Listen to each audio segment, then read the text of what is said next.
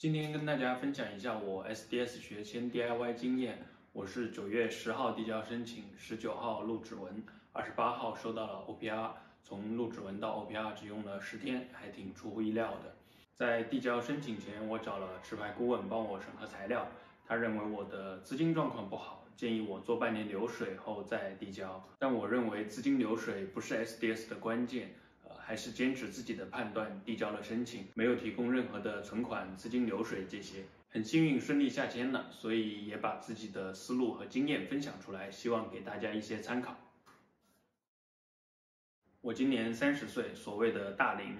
没有房，没有车，3年没有上班，也就没有工资流水，没有美签，没有欧美国家出入境记录。除了东南亚，就去过1次日本。按照一般中介的标准来说，这个条件可以说很差了。不过我觉得自己也有优势。首先，我的队友在国内，所以国内的联系是比较强的。第二个是我申请的研文专业跟我本科专业和工作经验是一脉相承的，没有跨专业倒读。还有一点算不上优劣势吧，就是我的实际情况。过去3年我都是灵活就业嘛，名下有一家小微企业。我准备的材料就是根据自己的现实情况，想办法去扬长避短。这是我的材料清单，基本材料的准备，推荐大家去看 UP 主陈永仁的这个视频，他讲的挺清楚的，我当时也是参考了他的视频。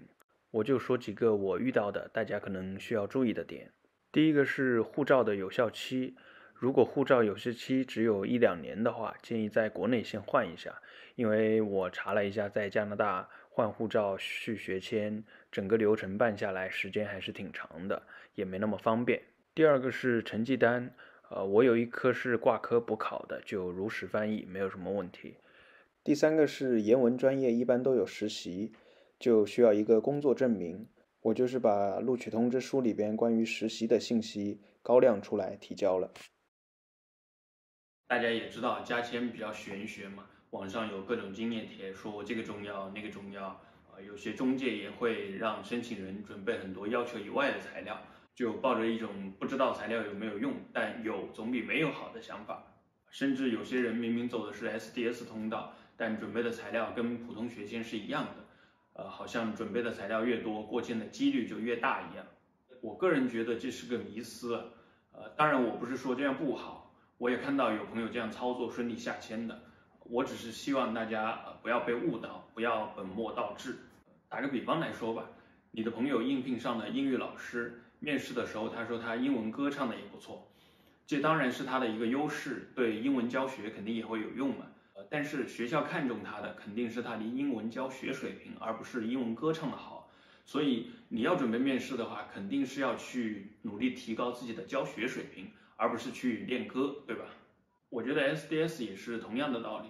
SDS 的存在就是为了让达到要求的人能够简化资金流水这些，也就是说这些材料的重要性是低于要求以内的材料的。如果签证官还以要求以外的材料为评判标准的话，那 SDS 跟普通学签不就一样的吗？官方也就没有必要设置 SDS 跟普通学签2个通道了嘛。当然，对于有些人来说，资产流水这些就是开个证明的事儿，那提供也就提供了。但也有很多朋友跟我一样是需要花时间去做流水的。这种情况下，我觉得与其花时间去做流水，不如想想怎么把 study plan 写得更好一点，让签证官相信你去留学是合理的。因为我的现实情况，我能准备的材料也比较有限嘛，所以我的思路概括起来就一句话：用有限的材料去合理化留学动机。我的核心材料就是解释信，用解释信去回答一个问题：一个30岁在国内有家庭和公司的人，为什么要独自去加拿大留学2年？我的解释信一共10页，第一页是 study plan，然后是一些证明材料。我的逻辑是用 study plan 解释留学的合理性，再用材料证明 study plan 的真实性。study plan 开头就是先客套嘛，然后告诉签证官我申请的专业和学校，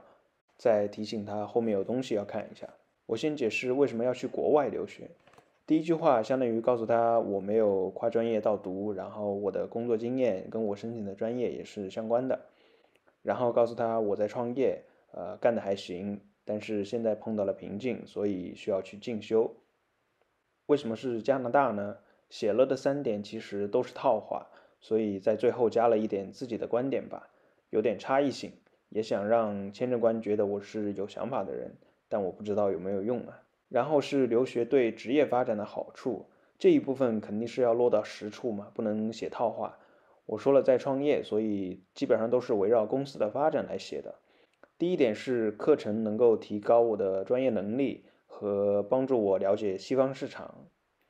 对公司以后电商业务的发展是有好处的。这里就是去学校的官网，把专业课程里边挑出来几个有代表性的，跟自己说的好处联系起来，让签证官相信我是做过调查的嘛。第二点就是想告诉签证官我有不错的基础，学成以后我能获得比较大的优势，跟国内的同行能够形成差异化的竞争力吧，对公司以后营销咨询业务的发展也是有好处的。这2点其实也是我一开始提到的公司的主要业务，也联系上了前面说的想突破瓶颈的初衷。最后就是回国意向，我写的都是为什么要回深圳首先是公司的办公室仓库这些都在深圳，在深圳便于公司的运营，然后就是在深圳才能发挥自己的优势，因为人脉资源都在深圳，这样的话公司才能获得更好的发展。最后一点就是家人都在深圳，我觉得写一个具体的城市会比直接写回国，会更好写一点。结尾的话就都是套话了。接下来的证明材料就是根据 study plan 说的来的。我说了，本科学的市场营销就提供学位证、毕业证，这个都是在学信网上直接下载的。结婚证和无犯罪证明填表的时候都有涉及的嘛，属于基本材料。然后说了在创业，所以提供了营业执照和公证件，办公室的租金账单，租金单就是我自己翻译的。我也说了在日本有品牌和店铺，所以截图把社交媒体的粉丝量和 PayPal 的收款账号信息展示了出来。以上就是我提交的所有材料了，大家也能看到我的材料单拿出来的话，其实都很一般，能够顺利下签，也算是用实际案例证明了解释性的重要性。因为 SDS 简化了材料嘛，大家材料的最大区别可能就是解释性了，所以这也是为什么大家都在说解释性或者 study plan 很重要。我说的解释性就是大家一般说的 study plan， 只不过我觉得用解释性这个词比学习计划更准确一点。在 SDS 通道材料清单这个 client information 是放 study plan 的嘛？官方的解释是 a letter of explanation， 也就是解释信嘛。学习计划是普通学签官方指导文件当中的说法。当然我知道大家一般写的 study plan 就是解释性，我做区分主要是看到有些人把写 study plan 和准备材料当成2件独立的事来做。我个人认为 study plan 和材料应该是相辅相成、融为一体的。建议大家用一封解释信来理解这个文件，而不是写 study plan 和提供证明材料2件事。就像我的解释信的逻辑 ，study plan 说了什么就提供什么证明材料，以此来证明所言不虚。这样子的话，我觉得更容易逻辑自洽，有说服力。另外，也是给对 SDS 不熟的朋友一个提醒，大家在准备 study plan 的时候，不要被学习计划这个词局限了，用解释性去理解可能会更好。study plan 官方的要求是1页，但我也看到有很多朋友写的不止1页，也能够顺利下签。大家就根据自己的情况尽量精简吧。我觉得内容不在多，在于信息明了，逻辑清晰。网上有很多写 study plan 的参考资料，我就分享2个我之前用过的，我的基本的结构就是根据这2个融合而来的。一个是这个网站 InfoPlace Canada， 它这里就是先介绍了 study plan 是什么，有什么作用之类的，然后是 study plan 的结构以及各个部分应该怎么写。我把链接放在评论区，大家可以仔细去看。另一个是 UBC 给国际学生出的 study plan 的指导文件，它这个也是告诉你 study plan 的结构以及各部分要怎么写。这个是个 PDF 文件，我忘了原链接了，然后需要的朋友可以私信我。以我个人经验来讲 ，DIY 加签不是一件难的事，但确实是一件复杂的事。就是说它没有什么需要你拥有专业的技能才能完成的，但确实需要你有不错的信息搜集、归纳、分析、判断的能力，或者说有一定的逻辑思考能力吧。至于有没有这个能力，那只能自己去判断了。我有一个不太科学的方法，大家可以参考一下。你可以集中一段时间去 IRCC 的官网了解学签的政策要求等等，然后再看一看大家的案例分享，尝试以一个中介的身份针对自己的条件出一个方案。如果1-2个月后你还是没有什么头绪，那你可以考虑找个顾问或者中介，因为你可能不太擅长做这一类事，你的天赋应该在别的地方。如果你有方案，包括3个东西，第一个是适合自己的专业，第2个是需要并且自己可以提供的材料，第3个是 study plan 的写作思路或者要点。如果你能出一个方案，不需要细致，有个大方向就行，我觉得你肯定是有能力去 DIY 的，就看自己有没有时间和精力了。因为后续细化执行方案的话，还是挺费时间的。还是那句话，加签不难，但是复杂，复杂的问题就要想办法简单化嘛，抓关键点，不要因为相关因素就忽略了因果因素。正常来说，我觉得这应该是一个很简单的问题，就是要不要花钱省心嘛。但是因为有些人的从业素质真的太低了，变成了花钱糟心。比如我看到有人分享，中介给他填表填 degree， 填的是硕士的拼音；有人分享他本科毕业去读硕士，